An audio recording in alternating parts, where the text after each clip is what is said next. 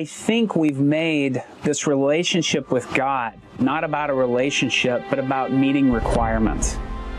And so much of what tells us, even a lot of the sermons and messages, are how to be a better you, how to perform better, how to get more out of your life, and everything is sort of, if you do these principles. And I remember even hearing a pastor tell me one time, the Christian life is about following principles.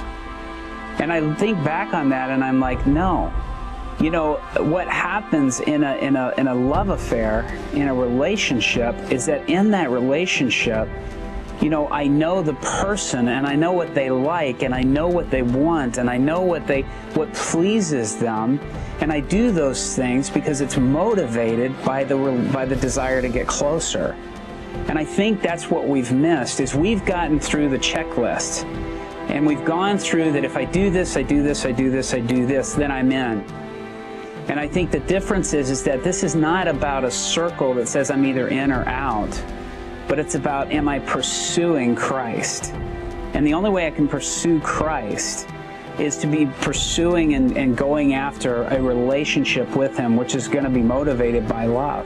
That's where we've missed it. And I had a dream many years ago that totally revolutionized my theology. It totally changed how I think of doing church. I grew up in church, and I grew up in a keep this, keep this, keep this, and this is what you are. I saw the Lord show me this picture of this church filled with drug addicts, with prostitutes, with drug dealers, with gangbangers, with people from all different sorts of crime life. And they were in this church, and they were doing everything wrong. They were having sex in the pews. They were drinking. They were doing drugs in the pews. They were selling drugs to each other. Everything they were doing was wrong. They were fighting. And I was trying to stop all that. And I remember at one point I hollered out and I said, if you're not going to honor God's house and respect His house, then get out. Exactly what probably the majority of pastors or leaders would say. And I remember the Lord speaking back to me so clearly and saying, why would you send away what I've sent in? Why would you send away what you've been asking for? And I said, God, I didn't ask for this. And He said, you asked me for the lost. And He said, now, keep it simple, love them, and let me change them. And that completely revolutionized how I thought of church and how I saw evangelism and everything. And it wasn't about pointing out to people what they were and were not doing, but what Christ was inviting them to. Love me, and I'll change you. Love me, pursue me, and I'll do all the hard stuff. I just want you coming after me.